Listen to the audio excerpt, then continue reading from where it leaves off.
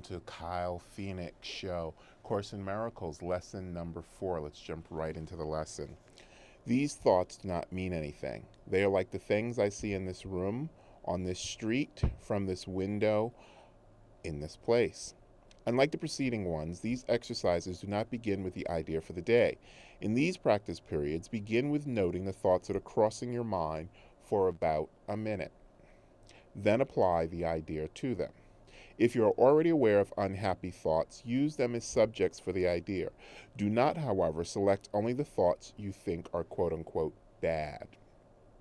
You will find, if you train yourself to look at your thoughts, that they represent such a mixture that, in a sense, none of them can be called good or bad. This is why they do not mean anything. In selecting the subjects for the application of today's idea, the usual specificity is required. Do not be afraid to use good thoughts as well as bad. None of them represent your real thoughts, which are being covered up by them.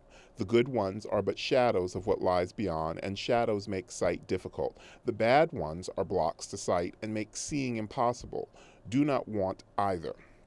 This is a major exercise and will be repeated from time to time in somewhat different forms. Excuse me. The aim here is to train you in the first steps towards the goal of separating the meaninglessness from the meaningful. It is a first attempt in the long-range purpose of learning to see the meaninglessness as outside you and the meaningful within. It is also the beginning of training your mind to recognize what is the same and what is different. In using your thoughts for application of the idea for today, identify each thought by the central figure or event it contains. For example, this thought about blank does not mean anything. It is like the things I see in this room, on this street, and so on. You can also use the idea for a particular thought that you recognize as harmful. This practice is useful, but is not a substitute for the more random procedures to be followed for the exercises. Do not, however, examine your mind for more than a minute or so. You are too inexperienced as yet to avoid a tendency to become pointlessly preoccupied. Further, since these exercises are the first of their kind, you may find the suspension of judgment in connection with thoughts particularly difficult. Do not repeat these exercises more than 3 or 4 times during the day. We'll return to them later. So that's pretty exciting. Not all of the course, actually the lessons, as you progress further, are this much detailed or kind of instructions or guidelines around the exercises. I'm going to read the lesson one more time and then go into a little interpretation of it. These thoughts do not mean anything. They're like the things I see in this room, on this street, from this window, in this place. Okay, so we've talked about before how we're looking at our thoughts and how we are seeing, one, that we are not our thoughts, that everything that we have, that we perceive through this level of thought, is not necessarily our identity. The first step that the Course is attempting us to get to do in this exercise is to stop identifying with our thoughts. So I am not my thoughts. There are plenty of times where I personally, Kyle, have some upset thoughts of people. I was actually in line yesterday. You have to fill in a sign-in sheet to go to class, and there was a person, she was standing ahead of me, and she's filling, and she's filling, she's filling, she's filling, and she's filling. So it's name, where you're going, time in, and then when you leave, time out from the building. So she's filling, and she's filling. She's filling, and I'm actually standing on a stairwell that slightly goes up, so I'm like 2 steps up. This person is down on the ground floor signing in, and then so another person comes in behind me, and then another person, so we're actually forming a line to this little quick Bob Smith, Judy Jones, you know, classroom 7, classroom 5, 6 o'clock, and just go on about your way. And so I had the thought, okay, this is irritating. This is irritating me. And previous to this, I'd been in the supermarket, and there was a gentleman in one of those wheelie hovercraft automated wheelchair things. And so he was directing himself in, And so it was a double door, so it was completely open, so he could actually just wheel himself in. But one of the registers was kind of right there, and so his car, his little hovercraft is right there, and there's a little partition of fruit and stuff there. So he's trying to go in between them. So mother and her daughter start pushing their cart this way, so he can't quite go this way. Standing at the edge of this register, having their items packed, is this large guy. This guy turns, looks at the guy in the wheelchair, and doesn't move. So now the guy in the wheelchair is doing this little incremental pushing back and forth to try and get through. My thought is, this is upsetting. So finally, I turned to the larger guy I was standing there. I said, excuse me, he's trying to get through. Oh. Now, I saw him because I've been standing there inch by inch by inch, stepping with this guy. So I'm turn, look, see the man couldn't get by and not move. My thought might be, I'm upset at this man. How dare this man do that? That's disrespectful. How could he be this way to a disabled person? But that is not who I am. But I can have that thought. That thought happens in a flash. And then I say, you know something? I'm not attached to that thought. So I release that thought. That thought is just that. It's just a thought. It's just a post-it note. It's just an observation in the universe. It's not a judgment. It might be a level of analysis for me to understand what space and reality I'm currently occupying, but it's not necessarily a full-blown, you know, he should have, he could have, he would have, he's a bad person. So I'm not attaching any morality to my thought, and I'm not attaching any morality back at myself in my thought. Wow, Kyle, you really kind of just tore him up in your head. So back to the lady standing in line. So she's going and slower, and so I'm thinking to myself, I'm like, wow, is it really that difficult? Really? So there's a level of judgment in there. There's a level, and I catch myself and I say, well, maybe for her it is. I don't know. Maybe there's, because I did think to myself, I thought, wow, you know, is there a little retardation going on here? And then when that thought happens, I look at that thought and I say, you know something? That thought might be true. There might be a little retardation going on here. Now, that's not a judgment. That's just a thought. My thought just comes and observes and pops and it just hits little signs. That's all our thoughts are. They're just post-it notes. Your thoughts are not you. And more importantly, your thoughts are not your mind. So your mind and your thoughts are two different things. Your mind is, in a sense, generating just by energy. It's giving off static, and the static it gives off are your thoughts.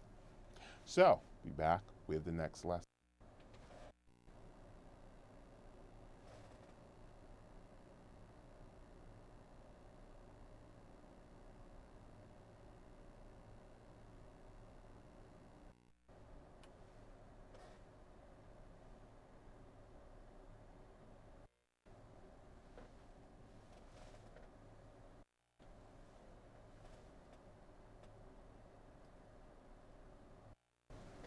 Lesson number 5. I'm never upset for the reason I think. This idea, like the preceding one, can be used with any person, situation, or event you think is causing you pain. Apply it specifically to whatever you believe is the cause of your upset, using a description of the feeling in whatever term seems accurate to you. The upset may seem to be fear, worry, depression, anxiety, anger, hatred, jealousy, or any number of forms, all of which will be perceived as different. This is not true. However, until you learn that form does not matter, each form becomes a proper subject for the exercises for the day. Applying the same idea to each of them separately is the first step in ultimately recognizing they are all the same. When using the idea for today for a specific perceived cause of an upset in any form, use both the name of the form in which you see the upset and the cause which you ascribe it to. For example, I am not angry at blank for the reason I think. I am not afraid of blank for the reason I think. But again, this should not be substituted for practice periods in which you first search your mind for sources of upset in which you believe and forms of upset which you think result. In these exercises, more than in the preceding ones, you may find it hard to be indiscriminate and to avoid giving greater weight to some subjects than to others. It might help to precede the exercise with the statement, "There are no small upsets. They are all equally disturbing to my peace of mind." Then examine your mind for whatever is distressing you, regardless of how much or how little you think it is doing so. You may also find yourself less willing to apply today's idea to some perceived sources of upset than to others. This occurs. Think first of this. I cannot keep this form of upset and let the others go. For the purpose of these exercises, then, I will regard them all as the same. Then search your mind for no more than a minute or so and try to identify a number of different forms of upset that are disturbing you, regardless of the relative importance you may give them. Apply the idea for today to each of them, using the name of both the source of the upset as you perceive it and of the feeling as you experience it. Further examples are, I am not worried about blank for the reason I think. I am not depressed about blank for the reason I think. 3 or 4 times during the day is enough. Again, as you'll see if you check out the Kyle Phoenix blog, what I've done is I posted a link to a PDF copy of the course. So you can type in Kyle Phoenix blog to Google, or you can follow through on the KylePhoenix.com, KylePhoenixSite.com to the blog section, as well as has documents up there, other PDF formats, so you can follow along with this if need be. So, when we look at lesson 5, I am never upset for the reasons I think. Again, we are looking at, it's a form of metacognition. Metacognition is thinking about your thinking. So the first level of thinking is generally I am, impulse, what is happening, what is occurring right now in the immediate. The second level of thinking is a level of questioning to what is happening. So this is happening, what is it? I'm actually taking it to a second level. A third level is to maybe to examine my assumptions about what is happening. So I might think, something, I'm upset about such and such and such. So I've identified it. I am upset, so that's level 1, that's level 2. Level 3 is such and such and such. So I'm actually looking at what such and such is. I'm critically examining it on some level. Level 4 is questioning that. So I might be upset. I'd say one of the things I was upset about just recently was the school registration process. So there's a whole network of things that you have to do, and applications you have to submit, and chairs you sit in, and checks you have to write, and cards you have to swipe, and all different kinds of things to get a class, to pay for a class, to be in a class. At Columbia University, which is a good system. It's a fine system, but there's a process to the system. So it turns out that a series of classes I was interested in, or that I needed to actually take for the thing I'm working on in adult education, had switched from one department to another. So then I had to go, that department I was originally trying to be a part of didn't exist anymore, and I had to go to the other department and then kind of petition them almost anew. So I had to start a new relationship. So I was like, wow, gee, I'm frustrated by this. So it's like, wow, I'm frustrated by this process. And to some degree, walking through, if anybody's ever been to Teachers College, it's a bit of a maze because there's lots of interconnected buildings and they connect by stairwells and elevators. Once you get it down pat, you can move through the building pretty fast. But when you're kind of new and your anxiety's going and your frustration's going and stuff, and kind of rankle you, especially when you have to go back several times. You have to go to that building, you have to get this, you have to download this offline, you have to print this off. Everybody's helpful. There are lots of attendants and different directors and associates and all those kinds of people that are helpful, but it's still a process. So I got to a point where I was just really, really frustrated, and I had to come back. And I was teaching classes right across the street at the Columbia campus. So I'm going back and forth between teaching classes to managing my own class schedule, back and forth, back and forth, back and forth, each day as it's going through the week. And I was like, whoa, whoa, whoa, whoa, whoa. Why am I so upset at this? So what if I'm not upset at the first level or the second level or the third level or the fourth level? Maybe there's a fifth level to this. So what's really going on behind this? So that's where the course gives you the example of I'm not angry at blank for the reason I think, or I'm not afraid of blank for the reason I think. So when I really looked at it, it came down to a level of anxiety, a level of acceptance. Gee, it takes It takes some moxie, it takes some energy, it takes some time, and it took a real build-up for me to decide to change my whole career span and time and where I was working at and the field that I was in, and then to start working for Columbia was a good thing, and it's but you've got to still accommodate your schedule to their schedule and their schedule to your schedule, so it's hit and miss, and classes this hour, but then you have a 2-hour break, and then it's another hour and a half here, and then a half an hour break, and you have to go to that building. So it's kind of back and forth. And I said, something, what I'm really experiencing is not so much the frustration at this departmental thing not working out for my classes. What I'm really experiencing is the anxiety. Can I handle this? Can I do this? And I'm walking through all these big, beautiful, ornate buildings, and it's marble, and this one's 200 years old, and that one's 100 years old, and I'm standing in front of classes, and I'm presenting, and I'm presenting my ideas and my thoughts, and I realize a lot of that's anxiety. So really, my frustration, what I thought I was upset about, because everybody was really wonderfully and helpful for switching from one department to another with classes, I was really anxious and nervous and dealing with some level of self-esteem about being there. So we are never experiencing just the emotion we think that we're experiencing or the thought that we think that we're experiencing. We're always experiencing something under that. And generally that thing that's under it is something that is frightening or unattractive or we don't know how to handle, which is why we're willing to experience maybe the cheaper emotion or the more impulse emotion on the top rather than dealing with, well, what's down here? What's the next level of this emotion? So that's our lesson. I am never upset for the reason I think. Thank you very much.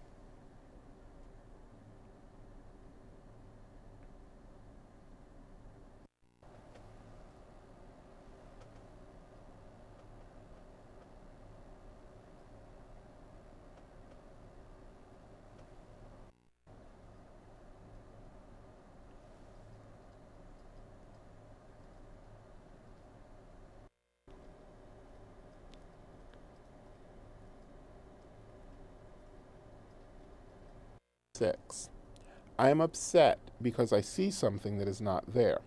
The exercises with this idea are very similar to the preceding ones. Again, it is necessary to name both the form of upset, anger, fear, worry, depression, and so on, and the perceived source very specifically for any application of the idea.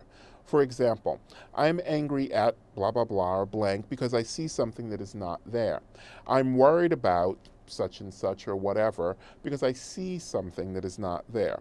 Today's idea is useful for application to anything that seems to upset you and can profitably be used throughout the day for that purpose. However, the 3 or 4 practice periods which are required should be preceded by a minute or so of mind searching, as before, and the application of the idea to each upsetting thought uncovered in the search. Again, if you insist, or resist, applying the idea to some upsetting thoughts more than others, remind yourself of the 2 cautions stated in the previous lesson. There are no small upsets. They are all equally disturbing to my peace of mind. And I cannot keep this form of upset and let the others go. For the purposes of these exercises, then, I will regard them all as the same. So where does this actually take us? And where this takes us is looking at who we are, how we are experiencing our upset. So I might be experiencing something. I am not upset because I see something that is not there. Or I am upset because I see something that is there. So I was thinking of, I try to think for each one of these, some kind of personal or relevant example that will help in this context. And I was thinking about that I was frustrated with work. So I'll take a work example. I was frustrated with work. And what I was frustrated with was I was teaching. This was a few years ago, before I kind of learned really what to do with these feelings or when one is upset. And I was frustrated because I felt I was teaching for a nonprofit. I was teaching a really extensive, long course. It was a big, huge skill development, computers, vocational, motivational. Like, there were lots and lots of layers to this. And there was a contingent of students that joined the class, but really, because of the nature of the nonprofit, because of the nature of the situation that they were in, they were already receiving public funds or Social Security or welfare or different things like that, so that they didn't have an impetus like some of the others in the class who actually wanted to get these skills to go out and go to work tomorrow and to produce. And part of what I was looking at, as a teacher, particularly as a teacher of this thing I was teaching, you want to teach the people the skills, and they then go and do it. And to some degree, we were also tracking who goes, takes the skill, makes the skill work, because that's how we were getting the money from different funders, and to proof that this program works, thereby sustain it, give us more money, allow us to do it bigger, better, different places. So I had a probably, now I've learned it's about maybe 10% of the students who just didn't care. A little bit because of the nonprofit I was at, it was maybe 20%. But there was a heavy contingent that were in there, so I'm having this imbalance in there. So one day, I really got upset at the students, and I generally don't get, you have to push students a little bit, but I generally don't get, I am upset at you. Stop doing that. I don't like this. Kyle, don't like this. So I was upset because I see something that is not there. And the not there that I was not seeing was that there will always be a section of students that are not in it for the outcome that the teacher, me, may be thinking or have designed this whole product around. But that what I'm supposed to do is I'm supposed to detach from that and give 100%. It's where you don't play favorites. It's where you just give 100%. And that was a lesson to actually learn, and that was one of the greater lessons about that. It was also a great lesson that this was an abnormal class population, so this was a much higher percentage than I dealt with before that had a level of apathy or disinterest, or were just filling their time, basically. So that when I thought that I was upset at what was occurring, what I was really upset with was myself. I was upset that only 80% are loving the ambrosia of this, or manifesting, or going to some level of fruition around this. So I was upset that why isn't my left hand working? And if we translate that back sometimes we take criticism to focus. We focus completely on the left hand of criticism. We can have 99%, 99 pounds of adulation and accolades in our right hand. So I was criticizing myself, I was attacking myself, and that wasn't there. I've since learned in teaching that it's not always going to be 100%. Sometimes it's 80, sometimes it's 70. Good home run, it's 90% of the population that gets it. I've even been teaching classes sometimes where I know just by the demographics it's going to be 50%. That is going to be the attrition rate. And once I learned to back off from everybody having to want and love this right now, I really became a better teacher. So, again, lesson number 6. I am upset because I see something that is not there. And what I was seeing was a criticism about myself and my ability and the work that I was doing. As always, this is Kyle Phoenix, and this is another lesson from A Course in Miracles.